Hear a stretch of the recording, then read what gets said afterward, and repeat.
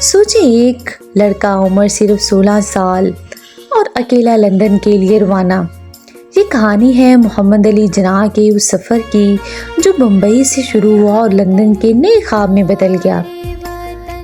1886 میں ان کا خاندان بمبئی شفٹ ہوا، مگر جناح بچپن ہی میں سیلف ریلائنس سیکھ کے ماں باپ سے دور رہ کر 1892 میں فیملی نے بھیجا گراہم شپنگ کمپنی میں کام سیکھنے، مگر ماں کی خواہش کے خلاف بھی پڑے۔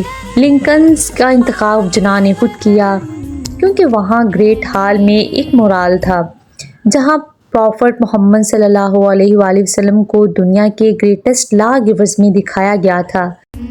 دن میں ڈیبیٹنگ سوسائٹیز، رات کو شیکسپیئر اور پولیٹیکل فلسفی۔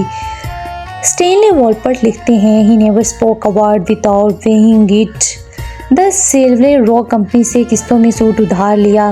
یہ فیشن نہیں تھا، یہ یقین تھا کہ لیڈر کا پہلا امپریشن اس کا ڈریس کوڈ ہوتا ہے۔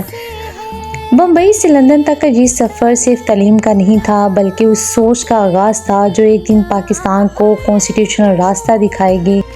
اسلام قائد: آپ کا عزم ہماری پہچان اور آپ کا خواب ہمارا پاکستان ہے۔ پاکستان زندہ باد، پاکستان پائندہ باد۔